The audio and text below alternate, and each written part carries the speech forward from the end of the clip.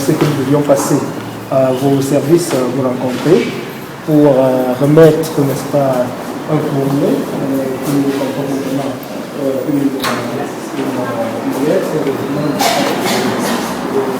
l'aversion de la France vis-à-vis du régime camerounais qui est très peu soucieux, n'est-ce pas, du respect des normes démocratiques. Et donc, nous pensons, par la même occasion, pouvoir demander au ministre d'agir dans le sens de la révision, n'est-ce pas, de la coopération avec le Cameroun, si ce n'est la suspension, n'est-ce pas, de la coopération commerciale avec le Cameroun, parce que nous sommes en tout cas pour finir, c'est une coopération qui ne sert que, n'est-ce pas, le clic, n'est-ce pas, au pouvoir au Cameroun, et puis quand même cet argent-là, on ne sait pas trop sinon qu'à s'armer pour marquer le peuple, pour mieux balayer le peuple. Donc nous avons prévu donc de remettre un mémorandum rédigé par le Conseil des Camerounais de la diaspora. S'il vous plaît, vous mettez sur le côté, s'il vous plaît. À peu près les conditions dramatiques, calamiteuses dans lesquelles le peuple camerounais vit au jour d'aujourd'hui. Et avant d'inviter le ministre donc, pour pouvoir, au nom de la France, prendre une position. Et nous osons croire que vous, qui le représentez, n'est-ce pas, vous chargerez de nous remettre en main propre et que forcément le ministre qui est le ministre de l'économie et des finances de la France, qui pour nous est la patrie des droits de l'homme, parce que cet aspect-là, il est nécessaire de toujours le souligner. Nous osons croire que le ministre saura accorder une attention particulière, n'est-ce pas, à notre doléance, et nous attendons de continuer de voir cette France-là aux côtés des peuples, n'est-ce pas, opprimés du monde. Très bien, merci.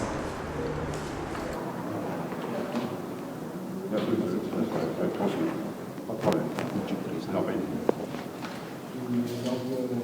Je suis avec mes collaborateurs, le vice-président, M. Pati Sekwe, le vice-président d'honneur, le commissaire Zogo, et nos membres d'honneur. Et voilà, Mme Polo et M. Manuel. Voilà. Donc, nous disons merci infiniment et nous comptons énormément sur vous et sur la France. Merci beaucoup. Merci. Au revoir.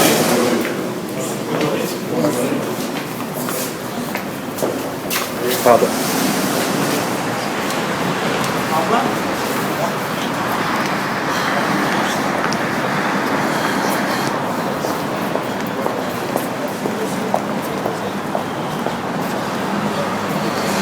Oui, au sorti du ministère de l'économie et des finances, vous avez rencontré le représentant du ministre.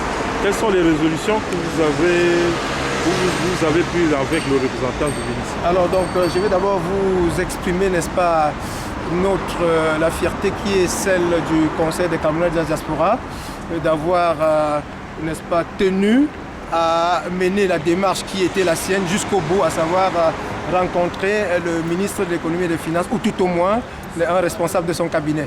Nous y sommes allés et effectivement, nous avons rencontré un représentant du ministre à qui nous avons exposé la situation des droits de l'homme au Cameroun, une situation que je ne veux plus vous décrire parce qu'elle est calamiteuse, elle est connue de tous.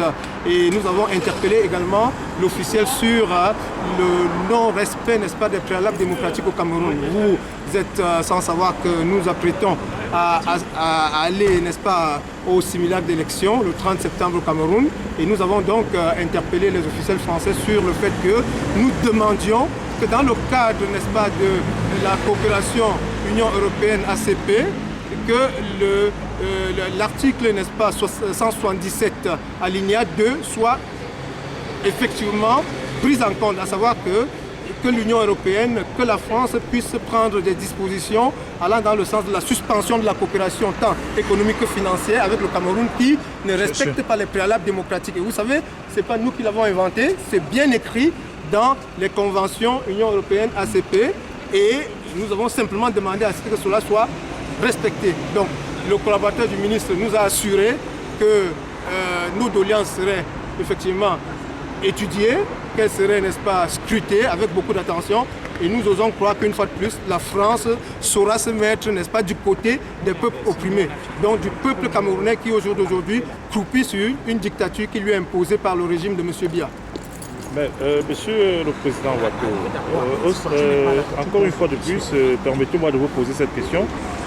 Est-ce que vous serez entendu, parce que vous n'êtes pas à votre première manifestation, si mes idées sont claires, vous avez manifesté lors de la venue du chef de l'État camerounais, monsieur son Excellence Paul Biya en France. Est-ce que, au sortir de cette manifestation, vous serez davantage entendu? Vous savez, la lutte pour le déracinement d'une dictature, c'est un combat de longue haleine. Vous savez, une dictature, quand on dit une dictature, c'est quelque chose qui a du mal à pouvoir, n'est-ce pas, décrocher. Donc la conquête de l'espace conquis par la dictature, c'est une autre conquête, c'est un peu comme si on était en guerre. Il est question pour nous, les combattants, nous qui militons, qui luttons, n'est-ce pas, pour l'avènement, n'est-ce pas, d'un État de droit au Cameroun, de conquérir, de mener une conquête dans laquelle on arrachera mètre carré par mètre carré après mètre carré. Donc, c'est un combat de longue haleine. Vous demandez si, au sortir du ministère aujourd'hui, nous pensons pouvoir être écoutés. Je vous dis, on vient de marquer un pas de plus. Ça, vous pouvez en être sûr, on vient de marquer un pas de plus. Et la bataille, même si elle est longue, elle finira par aboutir. Ça, je vous le garantis. Mais selon vous, donc pour vous, le pouvoir en place au Cameroun est illégal? Alors, si vous me posez la question de la légalité ou de la légitimité du pouvoir en place, je crois que c'est un débat qui n'a plus lieu d'être. Parce que nous tous savons dans quelles conditions M. Biya a soi-disant été élu, après avoir modifié la Constitution, unilatéralement la Constitution qui avait été arrêtée de façon consensuelle lors de la tripartite de 1991.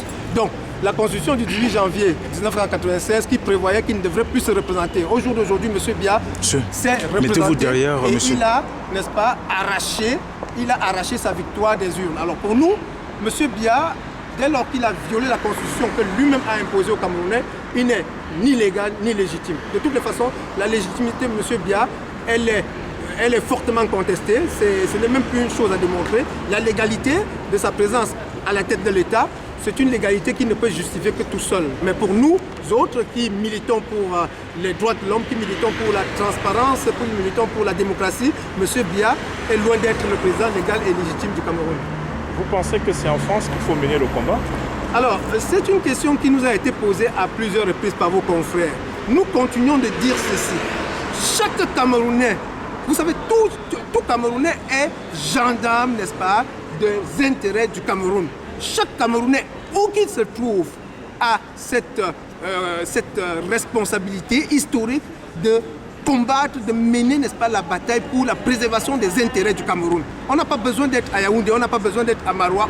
Partout où on se trouve, on peut œuvrer à défendre les intérêts du peuple camerounais. Tant qu'on est Camerounais, tant qu'on pense être Camerounais, tant qu'on est patriote camerounais. Et nous assumons notre part de responsabilité, nous qui sommes pour la plupart des expatriés, des réfugiés et consorts, où nous sommes, dans les endroits où nous nous trouvons, nous essayons, n'est-ce pas, de voler au secours de ce peuple-là qui est meurtri, qui est clochardisé, qui est, n'est-ce pas, bâillonné et que sais-je encore. Donc, nous faisons le combat tant que nous pouvons, là où nous nous trouvons.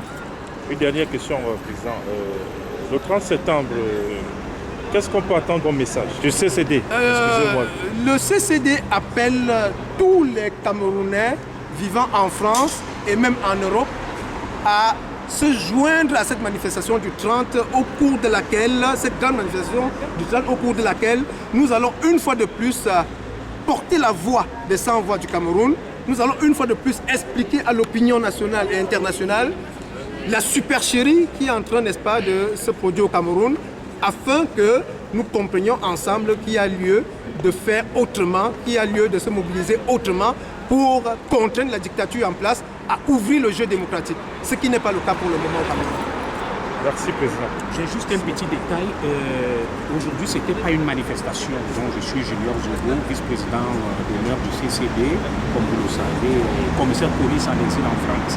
Ce n'était pas une manifestation, c'était la remise solennelle d'un mémorandum du CCD au ministre français de l'économie et des finances, Pierre Moscovici.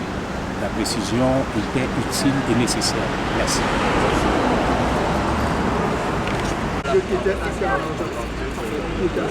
Super. Ouais, est-ce que c'est quoi se passer Bon, franchement, la suite, je n'ai pas précisé.